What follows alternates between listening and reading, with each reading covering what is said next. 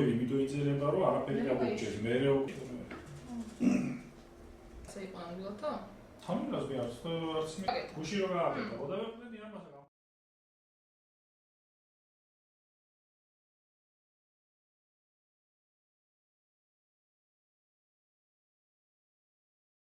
საქართველოს ჟურნალისტური ეთიკის ქარტია მიიჩნევს, რომ დაუშვებელია ჟურნალისტისთვის პროფესიულ საქმიანობაში ხელის შეშლა.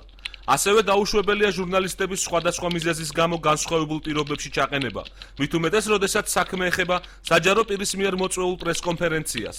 საქართველოს ჟურნალისტური ეთიკის ქარტია მოუწოდებს აჭარის უმაღლეს საბჭოს, მის ხელმძღვანელს და საბჭოს პრესსამსახურს არ შეუშალონ ხელი მედიის წარმომადგენლებს მუშაობაში, არ ჩააყენონ ჟურნალისტები განსხვავებულ პირობებში. აჭარის ავტონომიური რესპუბლიკის უმაღლეს საბჭოში გამართულ ბრიფინგზე ზოგადად ჟურნალისტის არ დაშვების ფაქტი უნდა შესწავლილი იქნეს სრულყოფილად და ვფიქრობთ, უნდა დაისვას იმ პირთა პასუხისმგებლობის საკითხიც კი, ვისაც მიუძღვის წვლილი აღნიშნული ფაქტის დადგომაში.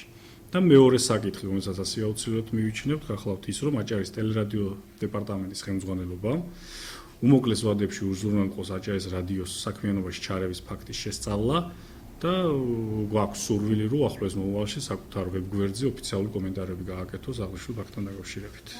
კარგია რა, მას ძალიან დიდი საჭიროა.